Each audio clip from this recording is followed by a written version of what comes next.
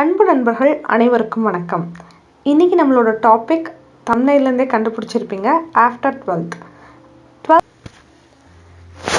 முதல்ல 12th முடிச்சிருக்க எல்லாருக்குமே என்னோட ஹார்ட்லி கங்க்ராச்சுலேஷன்ஸ். 12th முடிச்சிட்டோம். அடுத்து நம்ம என்ன படிக்க போகிறோம்?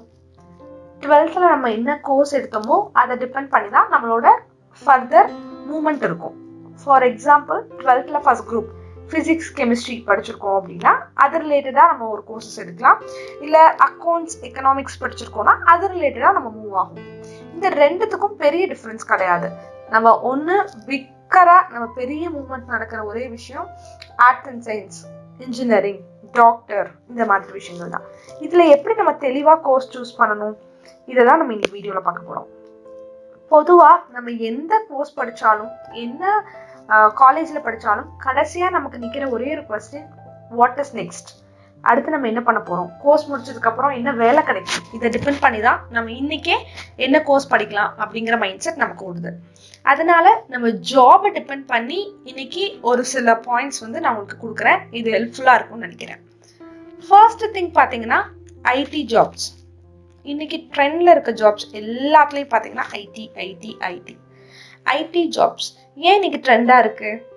ஐடி ஜாப் அப்படிங்கிறது ஏன் ட்ரெண்டா இருக்குன்னா, நம்ம நார்மலா ஒரு வேலைக்கு போய் சம்பாரிச்சு ஒரு 2-3 இயர்ஸ் கழிச்சு வாங்கக்கூடிய சம்பளத்தை ஸ்டார்டிங்லேயே கொடுக்குற ஜாப் தான் ஐடி ஜாப். அதனால நிறைய பேரண்ட்ஸ் ஆகட்டும், நிறைய ஸ்டூடெண்ட்ஸ் ஆகட்டும், நான் ஐடிக்கு போகணும் அப்படிங்கிற இன்ட்ரெஸ்ட் இருக்கு. அந்த ஐடி ஜாப்ஸ்க்கு என்ன படிக்கணும், என்ன படிச்சா ஐடி ஜாப் கிடைக்கும் இப்படிங்கிற டவுட் நிறைய பேத்துக்கு இருக்கு. இதுல நான் 12th 3rd குரூப் எடுத்திருக்கேனே, நான் எப்படி ஐடி ஜாப் போக முடியும்? ஃபர்ஸ்ட் குரூப் எடுத்தாலும் ஐடி ஜாப் போக முடியும்? அந்த மாதிரி குழப்பங்கள்லாம் வேண்டவே வேண்டாம். நமக்கு ஐடி ஜாப் போகணும்னா மெயின் திங் நமக்கு கோடிங் மீன்ஸ் நமக்கு கம்ப்யூட்டர்ல ஒர்க் பண்றோம், நமக்கு பேசிக்கா தெரியும் இல்லைங்களா?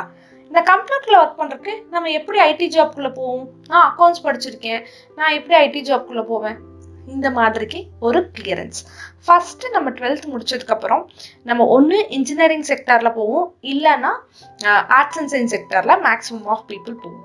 இந்த மாதிரி இந்த ரெண்டுத்துக்கும் என்ன டிஃப்ரென்ஸ் அப்படின்னு பார்த்தீங்கன்னா, இன்ஜினியரிங் செக்டர் போயிட்டீங்கன்னா EEE, CENI, CSE இந்த மாதிரி நிறைய கோர்சஸ் இருக்கு. அந்த கோர்சஸ்ல நம்ம என்ன கோர்சஸ் எடுத்தாலும் நமக்கு கோடிங் அப்படின்னு ஒரு நாலேஜ் அவங்க சொல்லி கொடுத்துருவாங்க. அது மூலியமா நம்ம ஐடி ஜாப் போய்க்கலாம்.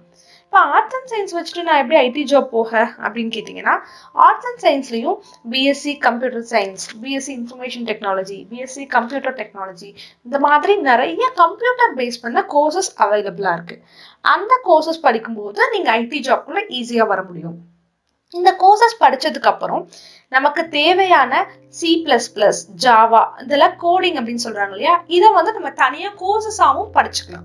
நீங்க ஒரு ஆர்ட்ஸ் அண்ட் சயின்ஸ் குரூப் எடுத்து ஒரு 3 வருஷம் டிகிரி படிக்கிறீங்களா, அது கூட ஜாவா, C++ இந்த மாதிரி சைட்ல ஒரு கோர்சஸ் பண்ணி முடிச்சுட்டு நீங்க ஐடிக்குள்ள ஈஸியா வந்துக்க முடியும். இதுதான் ஐடி ஜாப்ஸ்க்கு நம்ம ஆர்ட்ஸ் அண்ட் சயின்ஸ் ஆகட்டும், இன்ஜினியரிங் ஆகட்டும், யார் முடிச்சாலும் ஈஸியா உள்ள போய்க்கலாம். செகண்ட் விஷயம் பாத்தீங்கன்னா ப்ரொஃபஷனல் ஜாப்ஸ் அப்படின்னு பார்த்தீங்கன்னா lawyer, engineer, doctor, professor, artist, இந்த மாதிரி ப்ரொஃபஷனல் ஜாப்ஸ். ஒரு ப்ரொஃபஷனை சூஸ் பண்ணி அதுக்கு வேலைக்கு போனால் அது ப்ரொஃபஷனல் ஜாப்ஸ்ன்னு சொல்லுவாங்க. இந்த ஜாப்ஸ் எதை டிபெண்ட் பண்ணியிருக்கும்னா மேக்ஸிமம் உங்களோட இன்ட்ரெஸ்ட்டை பொறுத்து இருக்கும். என் பையனுக்கு ஆர்ட் வரைகிறதுல இன்ட்ரெஸ்ட் இருக்கு, என் பையனுக்கு பாடுறதுல இன்ட்ரெஸ்ட் இருக்கு, இல்லை மேம் எனக்கு இதில் சிங்கிங்ல தான் இன்ட்ரெஸ்ட், எனக்கு டான்சிங்ல தான் இன்ட்ரெஸ்ட் அப்படின்னா அதை டிபெண்ட் பண்ணி நமக்கு ஜாப் இருக்கு. அதுக்கு ரிலேட்டடா, அதாவது ஆர்டிஸ்ட் அப்படின்னா அதுக்கு ரிலேட்டடான கோர்சஸ் படிச்சா அந்த ப்ரொஃபஷனுக்குள்ள நம்ம உள்ள போயிருது. இப்போ லாயர், நான் ஒரு லாயர் ஆகணும் அப்படின்னா ஒரு லா காலேஜ்ல லாயருக்கு படிச்சுக்கலாம். இந்த மாதிரி ப்ரொஃபஷனை சூஸ் பண்ணி படிக்கிற விஷயங்கள் எல்லாமே ப்ரொஃபஷனல் ஜாப்ஸ்குள்ள வந்துடும். இதுல ஒரு டவுட் வரலாம், இன்ஜினியரிங் போனா ப்ரொஃபஷனல் ஆயிடும், ஆர்ட்ஸ் அண்ட் சயின்ஸ் எப்படி ப்ரொஃபஷனல் ஆகும்? ஆர்ட்ஸ் அண்ட் சயின்ஸ்ல ப்ரொஃபஷனல் ஆகணும் அப்படின்னா ஒரு கோர்சஸ் இருக்கு. என்ன அப்படின்னு பாத்தீங்கன்னா, நீங்க ப்ரொஃபஸர்ஸ் ஆகிறதுக்கான எலிஜிபிலிட்டிஸ் எல்லாமே இருக்கு. நீங்க ஒரு பிகாம் படிக்கிறீங்க அப்படின்னா எம்காம் பண்ணி எம்ஃபில் பண்ணிட்டு நீங்க ஒரு காலேஜ் லெக்சரரா போய்க்கலாம். இந்த மாதிரி ஆப்பர்ச்சுனிட்டிஸ் ப்ரொஃபஷனல் கோர்சஸை ஆர்ட்ஸ் அண்ட் சயின்ஸையும் ப்ரொஃபஷனல் கோர்சஸா கன்வெர்ட் பண்ணிக்க முடியும். அப்படி இல்லைன்னா உங்களோட கேட்ரிங், டான்சிங், சிங்கிங் இந்த மாதிரி உங்களோட விருப்பத்திற்கு தகுந்த மாதிரி கோர்சஸ் ப்ரொஃபஷனல் கோர்சஸ்குள்ள படிக்கிற படிப்புகள். இது ரெண்டாவது விதம். தேர்ட் வகை பார்த்தீங்கன்னா கவர்மெண்ட் ஜாப்ஸ். ஒரு சில பேரண்ட்ஸ் திங்க் பண்ணுவாங்க, என் பையன் என்ன கோர்ஸ் படித்தாலும் ஓகே, வேலையே கிடைக்கலனாலும் பரவாயில்ல, அவன் கவர்மெண்ட் ஜாப் மட்டும் படித்து வேலை வாங்கிட்டோம், அவனுக்கு காலேஜ் வேலை கிடைக்கலன்னா பரவாயில்ல, அவனுக்கு கவர்மெண்ட் ஜாப் வேணும் அப்படிங்கிற திங்கிங் இருக்கும். இந்த மாதிரி கவர்மெண்ட் ஜாப்ஸ் எய்ம் பண்ணி படிக்கிறவங்க நீங்கள் லைட்டர் கோர்ஸ் எடுக்கிறது இட்ஸ் பெட்டர். இது வந்து என்னோட சஜஷன். பிகாஸ் லைட்டர் கோர்ஸ் எடுத்து ஒரு டிகிரி கம்ப்ளீஷனுக்காக டிகிரி கம்ப்ளீட் பண்ணிட்டு சைட்ல நம்ம கோச்சிங்ஸ், கவர்மெண்ட் ஜாப்ஸ்க்கு நீங்க என்ன ஜாப்ஸ் ரிலேட்டடா கோச்சிங்ஸ் போய் அதை கிளியர் பண்றது ஒரு புத்திசாலித்தனமான மூவா இருக்கும். அது போக இல்லாம இப்போ நான் பேங்க் செக்டார் அப்படின்னா நீங்க ஆப்வியஸா பிகாம், அக்கௌண்ட்ஸ் அந்த மாதிரி கோர்சஸ் எடுத்து படிச்சுட்டு பேங்க்குக்கு சைட் பை சைட் படிச்சுட்டே வந்து கிளியர் பண்றது இட்ஸ் குட் வேயா இருக்கும். இந்த மாதிரி கவர்மெண்ட் ஜாப் ஓரியன்டா படிக்கிறவங்க லைட்டர் கோர்ஸா எடுத்துக்கிறது பெட்டர். செகண்ட் திங், நிறைய காசு கட்டி ஒரு பெரிய லெவல் காலேஜஸ்ல நிறைய பே பண்ணி படிக்கணுங்கிற நீட் கிடையாது. நம்ம நார்மலான காலேஜஸ்ல நார்மலா ஒரு சின்ன கோர்ஸ் எடுத்து படிச்சு முடிச்சுட்டு சைட்லயே ஒரு கோச்சிங், கவர்மெண்ட்க்கு கோச்சிங் சென்டர்ல கோச்சிங் படிச்சு கிளியர் பண்றது ஒன் டைம். ரெண்டாவது விஷயம், இல்ல நான் ஐஏஎஸ் ஆகணும், பேங்க் போகணும், இந்த மாதிரி எய்ம்டா கவர்மெண்ட் ஜாப்லயே ஸ்பெசிபிக் எய்ம்ல படிக்கிறவங்க அதர் ரிலேட்டடா சப்ஜெக்ட்ஸ் எடுத்து படிக்கிறது இட்ஸ் பெட்டர்.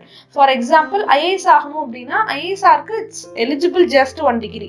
அந்த 1 டிகிரி கம்ப்ளீஷனுக்கு அந்த 1 டிகிரியுமே நீங்க ஐஏஎஸ் படிக்கிறதுக்காக ஹெல்ப் பண்ற மாதிரி ஒரு ஹிஸ்ட்ரி எடுத்து படிச்சீங்கன்னா ஹிஸ்ட்ரியில நிறைய படிச்சுக்கலாம். தமிழ் எடுத்து படிச்சீங்கன்னா தமிழுக்குள்ள நம்ம ஐஏஎஸ்க்கு என்ன கொஸ்டின்ஸ் கேட்பாங்களோ அது ரிலேட்டடா நம்ம சப்ஜெக்டாவே படிச்சுட்டா சப்ஜெக்ட்லயும் படிச்ச மாதிரி இருக்கும், கூட நமக்கு கவர்மெண்ட் ஜாப்ஸ்க்கும் ப்ரிப்பேர் பண்ண மாதிரி இருக்கும். அந்த மாதிரி செக்டார்ஸ் வந்து கவர்மெண்ட் செக்டார்ஸ் ட்ரை பண்றவங்க இந்த மாதிரி கோர்சஸ் சூஸ் பண்ணிக்கலாம்.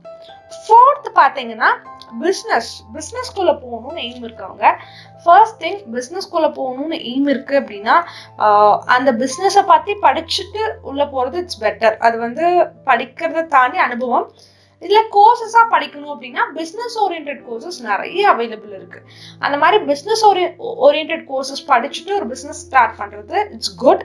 அப்படி இல்லை அப்படின்னீங்கன்னா ஒரு இன்ஜினியரோ ஒரு ஆர்ட்ஸ் அண்ட் சயின்ஸோ ஏதோ ஒரு காலேஜ்ல ஒரு கோர்ஸ் எடுத்து படிச்சு முடிச்சதுக்கு அப்புறம் நீங்க MBAன்னு சொல்லுவாங்க, பிசினஸ் மேனேஜ்மெண்ட், அந்த மாதிரி பிசினஸ் பத்தி ஃபுல்லா தெரிஞ்சுக்கிட்டு பிசினஸ்ல இருக்கிறது it's better then that. That's it. இந்த 4 வயசுல நீங்க எந்த வேலை வருவீங்க அப்படிங்கறத நீங்க சூஸ் பண்ணி அதுக்கு ரிலேட்டடா கோர்ஸும் காலேஜஸும் சூஸ் பண்றது இட்ஸ் குட். ஃபைனலா பாத்துக்கிட்டீங்கன்னா ஒரு 3 டிப்ஸ் கொடுக்குறேன். இந்த டிப்ஸ் எதுக்கு அப்படின்னு பாத்தீங்கன்னா ஒரு காலேஜ்க்கு ஜாயின் பண்றோம் அப்படின்னா பேசிக்கா இருக்க டிப்ஸ், ஓகேங்களா? இல்ல ஃபர்ஸ்ட் டிப் என்னன்னு பாத்தீங்கன்னா ஃபர்ஸ்ட் கிராஜுவேட் சர்டிபிகேட். நமக்கு நிறைய பேத்துக்கு தெரியாது, நம்மள முதல் பட்டதாரி அப்படிங்கிற சர்டிபிகேட் வச்சிருந்தா ஃபீஸ் கன்ஸ்ட்ரக்ஷன்ஸ் நிறைய இருக்கு. ஃபீஸ் கன்ஸ்ட்ரக்ஷன்ஸ் சேஞ்ச் ஆகும். இப்ப நார்மலா நீங்க போய் ஜாயின் பண்றது ஒரு காலேஜ்ல, இதே வந்து முதல் பட்டதாரிங்கிற சர்டிபிகேட் வச்சுட்டு ஜாயின் பண்ணும்போது உங்களுக்கு ஃபீஸ்ல மாறுதல்கள் இருக்கும். யார் இந்த முதல் பட்டதாரி? முதல் பட்டதாரிங்கிறது வீட்டுல அம்மாவோ அப்பாவோ அக்காவோ அண்ணனோ யாருமே படிக்காம நான் தான் முதல்ல டிகிரி படிக்க வரேன் எங்க வீட்டுல அப்படின்னீங்கன்னா நீங்க தான் அந்த முதல் பட்டதாரி. இந்த முதல் பட்டதாரி சர்டிபிகேட் நமக்கு வந்து இ-சேவை மையங்கள்ல அவைலபிளா இருக்கு. நீங்க போய் அப்ளை பண்ணி இந்த சர்டிபிகேட் வாங்கிட்டு அதை வச்சு நீங்க காலேஜ்குள்ள உள்ள என்டர் ஆகும்போது உங்களோட ஃபீஸ் கன்ஸ்ட்ரக்ஷன்ஸ் நல்லாவே வேரியேஷன் இருக்கும். இதை வந்து நீங்க கன்சிடர் பண்ணி நீங்க தான் முதல் பட்டதாரி வாங்கிட்டு உங்களோட ஃபீஸ் கன்ஸ்ட்ரக்ஷன்ல கன்சிடர் பண்ண சொல்லி கேட்கணும். First thing.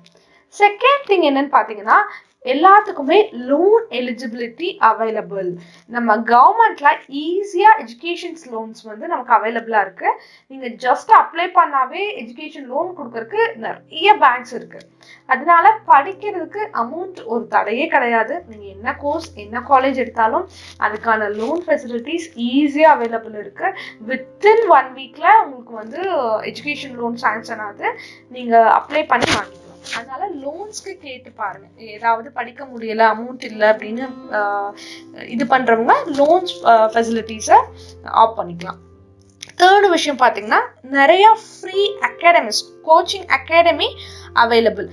ஃபார் எக்ஸாம்பிள் அம்மா அகாடமி, இந்த மாதிரி நிறைய அகாடமி இருக்கு. நீங்க கவர்மெண்ட் ஜாப் அப்படின்னு ஃபிக்ஸ் பண்ணிட்டீங்கன்னா நீங்க காலேஜ்குள்ள ஜாயின் பண்ணும்போதே இந்த மாதிரி சைட்ல அகாடமில கோச்சிங் ஜாயின் பண்ணிட்டீங்கன்னா சைட் பை சைட் நீங்க 3 years த்ரூ அவுட் உங்க டிகிரி கம்ப்ளீட் பண்றதுக்குள்ள உங்களோட கவர்மெண்ட் ஜாப் பத்தின ஃபுல் அவேர்னஸ், ஃபுல் ப்ரிப்பரேஷன் ஆயிட்டு நீங்க வெளியே வந்தோடனே எக்ஸாம்ஸ் எழுதி கிளியர் பண்ற மாதிரி பார்த்துக்கலாம். அதனால இந்த மாதிரி ஃப்ரீ அகாடமியும் நிறைய அவைலபிளா இருக்கு, அதையும் நம்ம ஆஃப் பண்ணிக்கலாம். உங்களுக்கு நான் கொடுத்த இன்ஃபர்மேஷன்ஸ் எல்லாம் பிடிச்சிருக்கும்னு நினைக்கிறேன். பிடிச்சிருந்தா லைக் பண்ணுங்க, ஷேர் பண்ணுங்க, கமெண்ட் பண்ணுங்க. All the best. தேங்க்யூ.